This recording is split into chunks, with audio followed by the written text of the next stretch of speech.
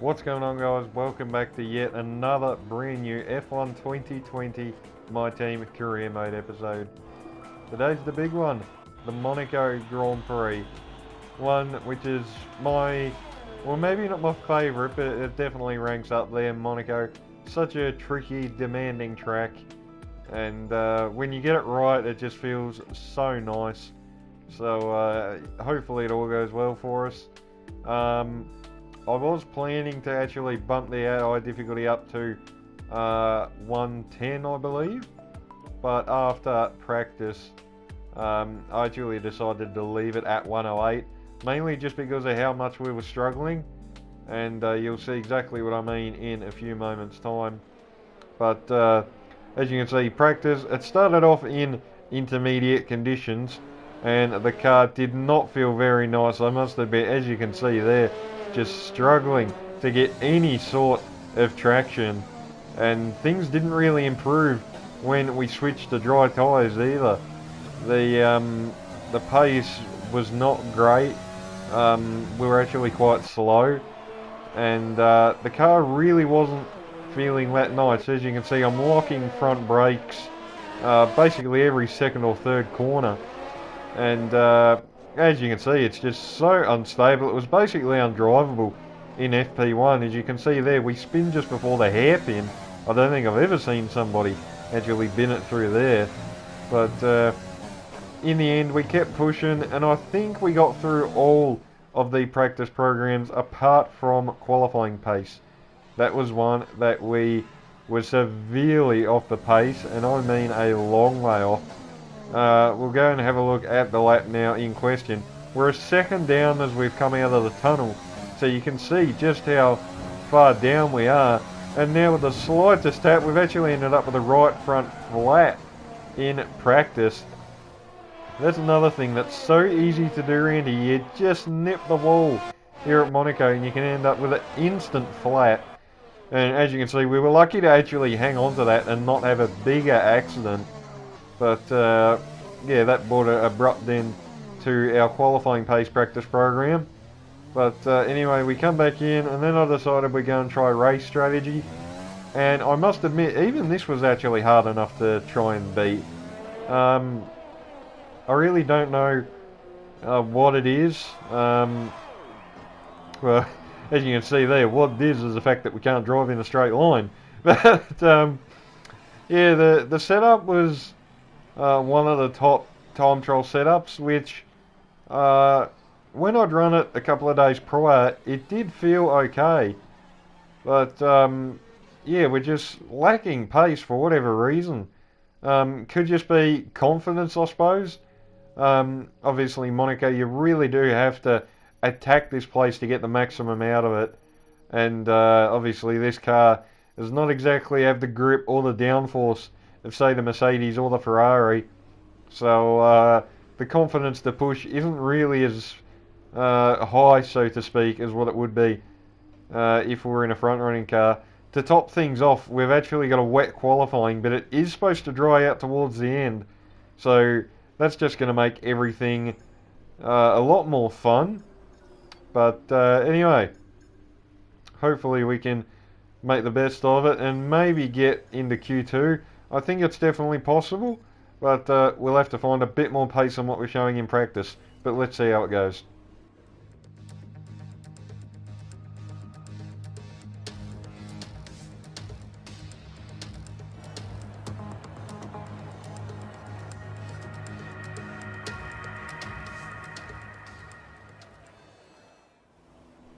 Alrighty, so here we are in the garage for qualifying here at the Monaco Grand Prix.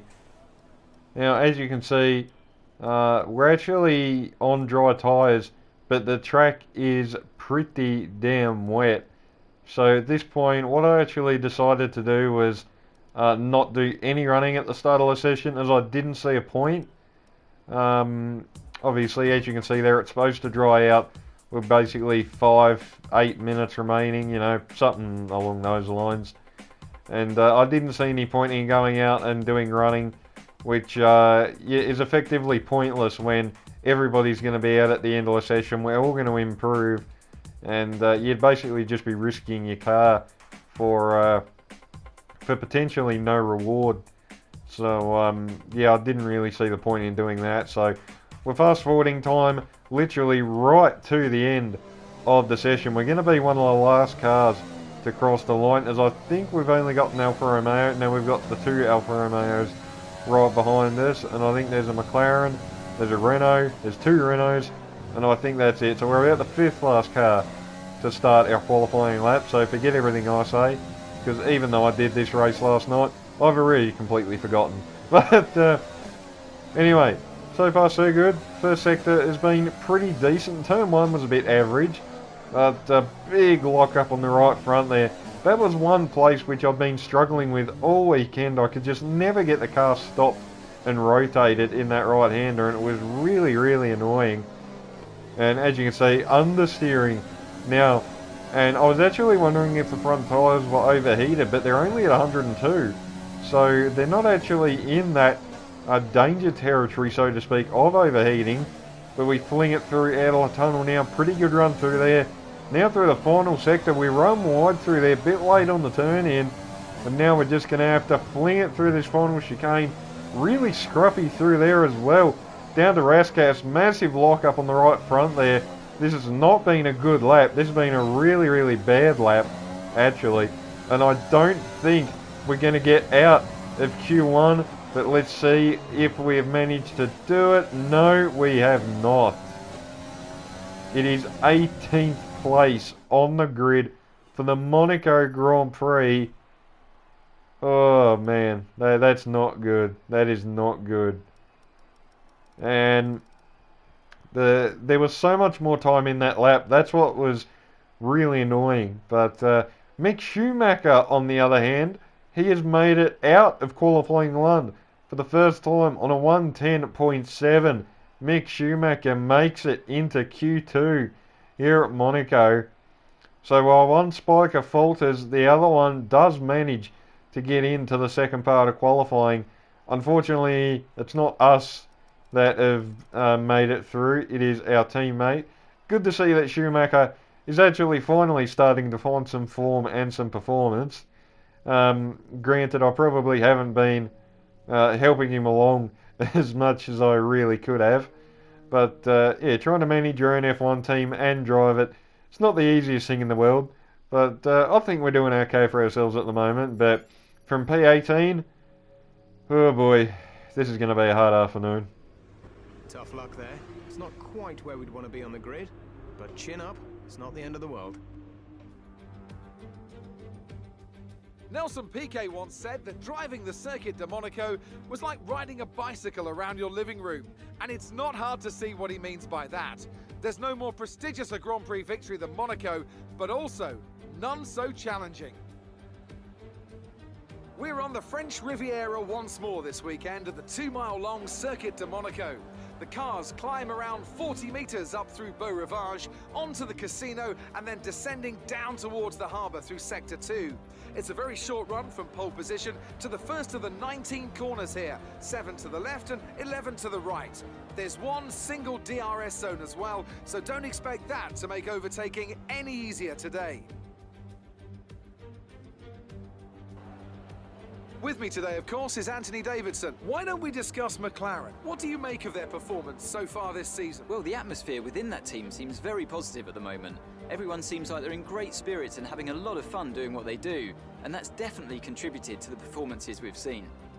Off the back of a fantastic qualifying session, it's time to see how our starting grid looks for today's race. Good job yesterday from Valtteri Bottas. The Finn starts from pole position, and Lewis Hamilton completes the front row. Considering the rest of the grid, we have Vettel, Leclerc, Max Verstappen, and Albon, Ricciardo, Sainz, Perez, and Esteban Ocon, Stroll, Norris, Pierre Gasly, and Giovinazzi, Kvyat, Schumacher, Romain Grosjean, and Lee, Magnussen, Latifi, Raikkonen, and George Russell ends our grid lineup. And now it's time to head down to the track. Now that we've got some points on the board, let's continue this form and aim for another top 10 finish. Alright, thank you very much for that one, Jeff. That might be a bit difficult from all the way back here, but welcome guys to the back of the grid for the Monaco Grand Prix. This isn't really where I wanted to be. I know that that qualifying lap had so much more potential, and I generally felt like a Q3 appearance was on the cards, because Monaco, it does seem to be a pretty strong track in general for the player against the AI. Again, it's not my favourite track, but it definitely ranks up there. And Monaco is typically a track where I have gotten pretty good results in the past. So, yeah, this is a bit weird. I don't really know what went on that qualifying lap, to be honest. I just didn't get the most out of it. I made some stupid errors, and we've made things an awful lot harder for ourselves. The AI difficulty is still set on 108. I haven't changed that. I was going to before qualifying, but I just had a gut feeling for some reason that told me not to touch it, so I didn't.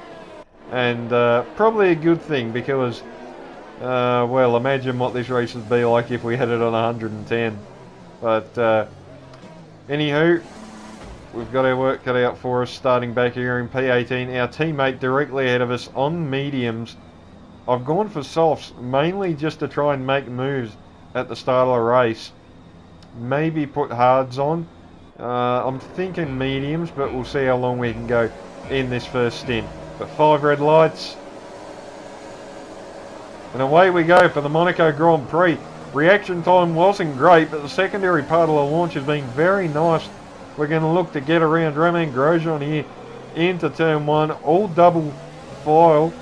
That is weird phrasing. But anyway, we get by Grosjean on the outside up to P17.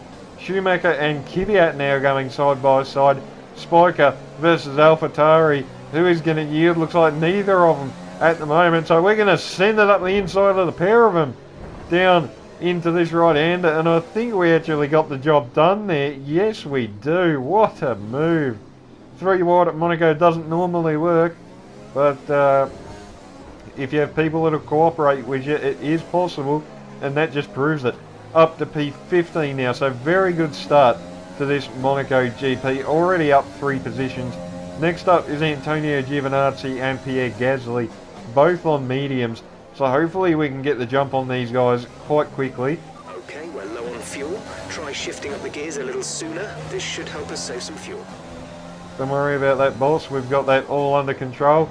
Let's focus back on the action now, as we're going to try and close up on Giovinazzi, potentially make a move into turn 1. Never mind turn 1 actually. Look at this, up the inside into the final corner. Way more traction out of Raskas on the soft tyres, and we just go clean up the inside, up to P14 now. Oh dear, that's a warning for exceeding track limits, so we've already used up one. Let's just jump on board with Giovinazzi and see this move from his point of view. As you can see, we just slice up the inside at the final corner there. Very nicely done. Let's go and have a look now at some action that happened just behind us on lap 1. This is Romain Grosjean with our teammate Mick Schumacher as they go side by side out of the hairpin down the Portier now. Schumacher on the outside, but he should get the drive, and he does. So Schumacher overhauls the Frenchman there. Very nicely done from the German. Does he maintain the position out of the tunnel? Yes, he does. So nicely done from our number 2 driver there, and he will try and set off after the guys ahead. But cutting back to our race, getting stuck behind Pierre Gasly at the moment. This is really annoying. So we're going to have to try and line him up for a move here, potentially into turn 1, if we can get a good enough run. We are pretty close. Rich overtake DRS. Are we going to look to send it into T1? No, we're not. Not quite close enough. And at this point, I'm actually feeling like this soft tyre strategy may have backfired it a little bit, as we look right the way around the outside of the hairpin there. Gasly having none of it and just shuts the door on us, and we have to settle for P14 again for a little while longer. But yeah, like I was saying, it was at this point I was actually starting to wonder whether this strategy was actually the right way to go, because we really weren't clearing through some of these guys like I felt we could and should. But anyway, we're going to have to get a wriggle on here. We're going to go for a very late lunge up the inside of Pierre Gasly there. We came from another postcode back there into Rascash, but he saw us, he left the space, and we get the job done. That was a very clean move there on the Frenchman, but no time to celebrate because on to lap 9, we're doing the exact same thing to Lando Norris up the inside into the final corner. We pulled that exact same move on Giovinazzi and we get it done on the McLaren. Pit window is now open for hard tyres, so she's all kicking off here at the moment. Bursts of wheel spin out at T1 there as the rear tyres are really falling off a little bit. Cutting on to the end of lap 11. I think this is when we're going to come in for a set of hard tyres as these softs have really gone long enough. So we're going to duck in now for our one and only pit stop of this Grand Prix, barring any safety car interventions for whatever reason that is. Looks like we've got a Renault, a Racing Point. I think that might have been a McLaren of Carlos Sainz as well. Yes, it is. So those guys have come in for their stop. 3-second stop from Spiker there. So not a great stop, it must be said, considering what we know the team can do. They've given us a sub 2-second pit stop, so that's pretty average there from Spiker. And as a result, we now find ourselves 3.5 seconds behind the queue, and all those guys are on medium tyres as well. So this looks like it may have backfired on us here, as we're on the hardest tyre and we are in last position. So the worst combination that you could really think of at Monaco has come to fruition here. But anyway, we can't sit here and dwell on what we should have done. We've got to get the head down now and try and chase after these guys. Just having a quick look at Mick Schumacher to see what he's doing at the moment. I think he's actually running around on the fringes of the top 10 at the moment, as a lot of these medium runners haven't yet stopped and are holding up quite a few of the people that have already stopped, including the likes of a couple of the front runners, the Renault, the McLaren, the Racing Point. And what that has actually done is allowed us to get right back on to the back of the queue, and we're going to continue with moves in the final corner. That's number 3 on Sergio Perez there. Very nicely done. The AI don't leave us a lot of room, but they leave us just enough. On to lap 17 now, down into the hairpin. Carlos Sainz is our next target. We're going to go right the way around the outside, are we? Turns to the inside for this right-hander. Now down to Portier, and I think we actually get that job done, and we do. What a bloody move. We are starting to move forward in this race. Up to P19. Next up is the Honey Badger, Daniel Ricciardo. We're going to try and pull a similar move again like we did on Perez. Up the inside of our fellow Aussie into the final corner. We understeered wide there, almost put him in the wall. So that wouldn't make me too popular with the Australians if I put my fellow Aussie in the fence. Luckily we avoid certain disaster and we carry on to lap 18, down into Rascash, up the inside of George Russell, and we should get that done, and we do. Next up, Nicholas Latifi, and we're making moves slowly in this race, and it looks like we're going to try and make the exact same move onto lap 19, up the inside of the Canadian into Rascash. Once again, like his teammate, doesn't try and fight that too hard, and we get the job done. That's up to P16, but now we leap all the way up to P12 as a couple of the AI have pitted on to lap 21, as all of the AI have now made their stop in this race, and somehow from 18 we actually find ourselves in P7 in this Grand Prix. So somehow from basically the back of the field we are best of the rest at the moment here at Monaco, but we can't celebrate yet because we have a very hungry pack right behind us, considering Lance Stroll, Daniel Ricciardo, I think Carlos Sainz, Lando Norris is in there somewhere, Esteban Ocon is there, and I think a couple of other people as well. But we've definitely got to keep our head down now. There's no chance we're going to improve on P7 as the Red Bulls are 40 seconds clear at the end of the penultimate lap. That is bloody mental pace from the front 3 teams. But on to the final lap of the race now. This is going to be all or nothing here. We're going to have to get our elbows out. Stroll will go for the move if he gets a sniff of a gap.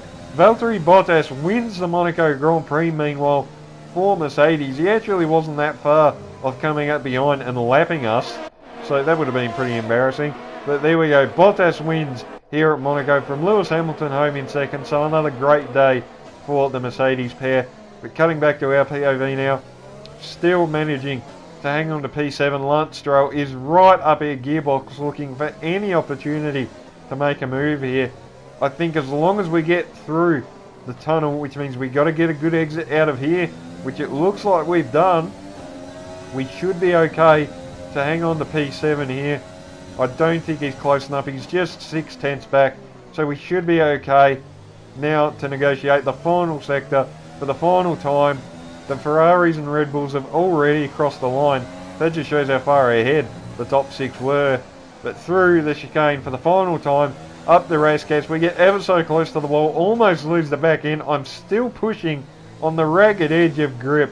But as we come through the final corner, a brilliant Monaco Grand Prix results in us finishing P7. Whew, that's a damn good race. Let's go.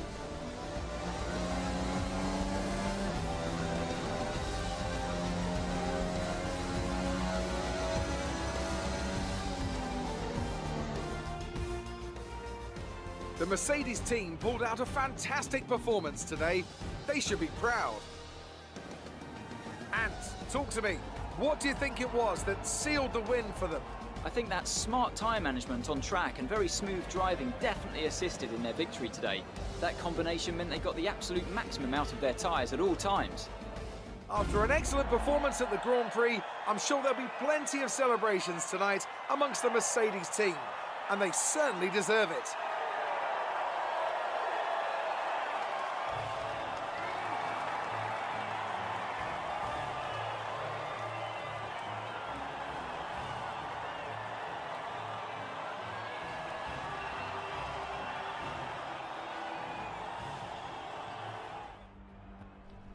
Alright, so there we go, guys. What a race. The Monaco Grand Prix. We get driver of the day as well for an added bonus. We have come from 18th on the grid to come up and finish in P7. Awesome race. Made the moves when we needed to. And I think just in general, our car pace definitely helped, which just proved that the pace was definitely there for qualifying. If only we had have done a better job and made it out of Q1. Could we have potentially tried and, I don't know, maybe a top 5? I don't think a podium was on the cards, but I definitely felt like a top 5 was possible that race. Unfortunately, we just didn't have the track position to do anything. But anyway, still a pretty good result. Driver's standings, we jump up to P13 now, tied with Kevin Magnussen for P12, but we're still within a shout of a top 10 in the driver's standings. I think we can definitely do that. Constructors wise, we overhaul Alfa Romeo to jump back to P9, but man, what a Monaco Grand Prix, guys. I hope you've enjoyed, because I sure have. The fans really seem to enjoy that. You made it look easy. You were cutting your way through the field during the race. Yeah, we made some pretty cool moves, I think you guys would admit. Some of those moves into Raskas in the final corner were definitely the eye-opening moments of the race for sure. Some pretty damn cool moves in there. We all underestimated you, didn't we? Oh, I don't know. These are the types of questions which you really don't know how to answer. I mean, you know, it's the start of the season, still a long way to go. How do you feel about this team's performance this season? What do I think about Haas's performance this season? I guess they're doing alright. Haven't really paid attention to them, to be brutally honest, but I don't know. I guess they're doing okay with what they've got underneath them. You scraped the walls a few times. Were you struggling for grip? Yeah, I think I can actually say we were struggling for grip. We definitely scraped the walls a couple of times. We got lucky though. Great. Well, that's everything. Alright, thank you very much, Claire. There we go, another set of interviews done and dusted. Rivalry, we're looking pretty good to win this against Kimi Räikkönen. We've now got 6 points in our favour, so we're looking pretty good to get the W there against the Alfa Romeo. But anyway, we've got to make sure these next 2 races are strong ones for us. And I think, I'm just trying to think where we actually head off to now. I think it's Azerbaijan and then Canada, I think that sounds about right. Correct me if I'm wrong. But anyway, money, 2.26 million. So that's always quite nice. But anyway, we might go and assign some more activities, as there's definitely quite a lot of time to pass here. So attend an F1 esports event, reaction training, power equipment, vehicle PR filming. A couple of things to choose from here. Attend F1 esports event, I think, is what we'll choose for our final one. That should be interesting nonetheless. But a couple of things to start thinking about. Mick Schumacher's contract does run out in 3-4 races time, I think, something like that. Expires on the 6th of July, 42 days.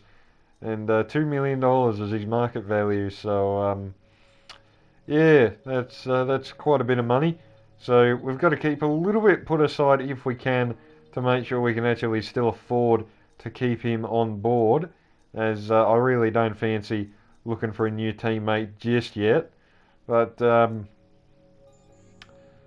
let's go and have a look at research and development real quick. Our major chassis upgrade has unfortunately failed, so that's always nice and handy. So we'll repair that. That should go on the car in time for the Canadian Grand Prix. But man, I was hoping that'd work for Azerbaijan. I know we were expecting some new developments to come through, but some of them have failed the quality control. Make sure you indicate what you'd like redeveloped via the R&D screen. No worries there, boss. We have already been and done that. Just advancing time a little bit further. An aero upgrade has gone on the car. A durability upgrade has failed.